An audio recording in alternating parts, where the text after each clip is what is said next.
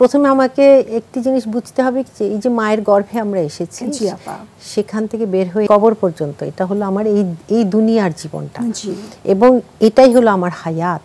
আমরা যে ইসলামের কথা বলি না, হায়াত আমার হায়াত, এটাই অনেকগুলো বছর বা মুহূর্ত মিলেই এই হায়াত আমার হয়েছে। কাজে চড়াই উতরাই কিন্তু এই জীবনে থাকবেই।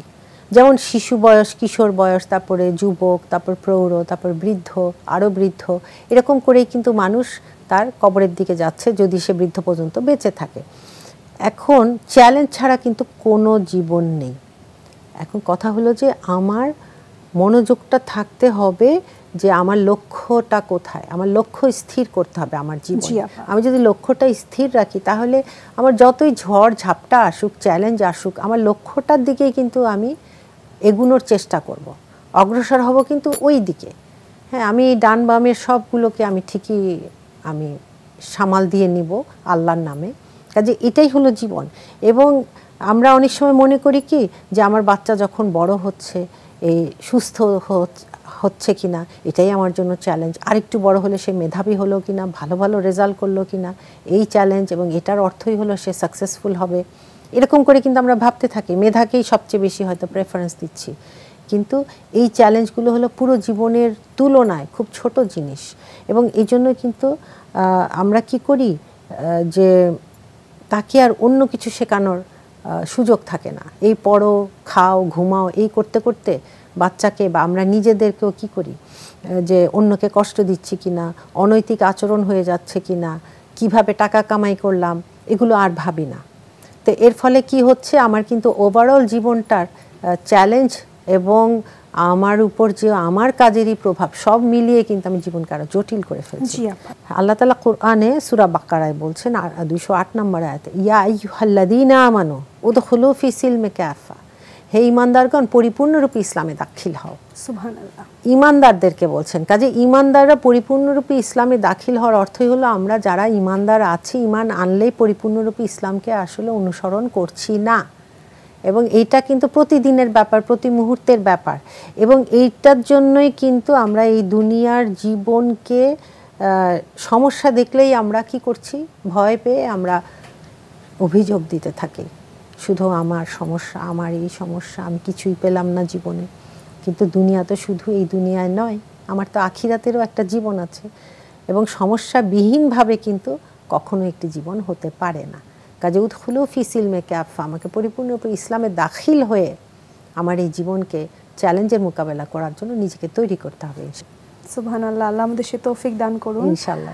জীবনে বিভিন্ন সমস্যা থাকবে সেটি আমরা জানি, কিংবা আমরা এটিও জানি যে আপা জীবন মানে একটি পরীক্ষা, সে পরীক্ষা সম্পর্কেও আমরা জানি। কিন্তু পাশাপাশি আবার এটিও সত্য যে আপা আমরা ধৈর্য ধরছি না, আমরা আল্লাহ তাআলার উপর ভরসা রাখছি না, এবং এই জটিল সমস্যা নিয়ে আমরা সবসময় আপা অশান্তিতে থাকছি।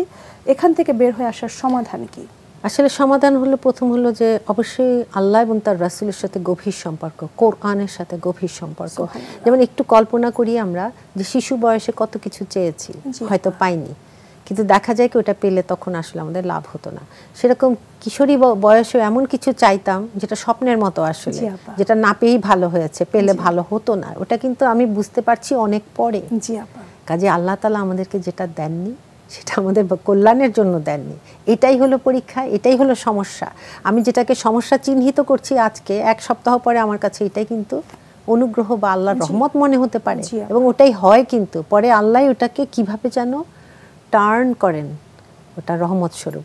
কাছে এখানে কিন্তু আমাদের জীবনের সমস্যা কিন্তু অনেক সময় আমাদের জন্য আল্লাহর ব্লেসিংস, আল্লাহর রহমত হতে পারে। যেমন কোরআন আমরা যদি পড়ি দেখি যে ইউসুফ আলাইহিস সালামকে প্রথমে কি করেছে, তার ভাইরা মিলে কূপে ফেলে দিয়েছে, এবং ইউসুফ আলাইহিস সালাম সেখানে সবর করে বসেছিলেন। এবং এই কূপ থেকেই কিন্তু ওনার শুরু হলো উপর দিকে ওঠা। সেটা আল্লাহর দৃষ্টিতে, দুনিয়ার দৃষ্টিতে কি ছিল, উনি সেখান থেকে আবার বিকৃত হলেন, দাস হিসাবে নিলেন, কিন্তু পরবর্তীতে উনি মিশরের অধিপতি হলেন। এই পুরো ঘটনা যখন আমরা একসাথে মিলিয়ে পড়ব তখন দেখতে পাই যে না, এর ভিতর দিয়ে নিয়েই আল্লাহ ওনাকে ট্রেনিংটি দিয়েছেন। কঠিন সমস্যা, উনি জেলে পর্যন্ত গেছেন। তারপর মুসা আলাইহিস সালামের কাহিনী চিন্তা করো, যে ওনাকে পানিতে ভাসিয়ে দেওয়া হলো, নবজাতককে। কিন্তু এই পানিতে ভাসিয়ে দেওয়া এই শিশুটি, যে সময় সমস্ত ছেলে শিশুকে জবাই করা হতো বনি ইসরাইল বংশের, সেই শিশুটি একসময় ভয়ঙ্কর যে প্রতাপশালী কিং রাজা ফেরাউন তার তখ্তকে উল্টে দিল। সেই পানিতে ভাসানো একটি শিশু যার নাকি ভবিষ্যৎই নাই ওই সময়, ঠিক ওই মুহূর্তে দেখলে ওটার ভবিষ্যৎ নেই, মনে হবে যে আল্লাহ এটা কোথায় ভাসিয়ে দিলাম। মা তো অস্থির হয়ে গেল। সুবহানাল্লাহ, আল্লাহ যে কিভাবে কি ঘটান আমরা জানি না। কাজে আল্লাহর কাছে সাহায্য চাইতে হবে, দোয়া করতে হবে, সবর করতে হবে, জান্নাতের জন্য পরিশ্রম করতে হবে, আর দান করা। দান করলে আল্লাহ সমস্যাকে ব্লেসিংসে পরিণত করবেন কোনো না কোনোভাবে। আমরা সবসময় যদি টাকা পয়সাকেই মনে করি যে সমস্যার মূল সমাধান, এটা কিন্তু ভুল। আমরা অসংখ্য আল্লাহর যে রহমত পাই এটা দেখতেই পাই না।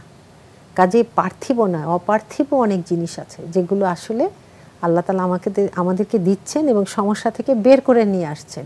কত বিপদ থেকে বের করেছেন আমরা হয়তো টেরই পেলাম না। অবশ্যই আল্লাহর কাছে শুকরগুজার বান্দা হিসাবে থাকি এবং তার কাছে সবসময় দোয়া করতে থাকি, সিজদায় দাঁড়িয়ে বসে শুয়ে, যেটা না সূরা বাকারায় আল্লাহ তাআলা বলেছেন। ওই রকম বান্দা যদি আল্লাহ আমাদেরকে বানান, তাহলে নিশ্চয়ই যেই সমস্যাই আসুক খুশি মনে। একজন স্কলার খুব সুন্দর করে বলেছিলেন যে আমি যখন দোয়া করে কিছু পাই তখন আলহামদুলিল্লাহ বলি, কারণ এটা আমি চেয়েছি, আল্লাহ দিয়েছেন।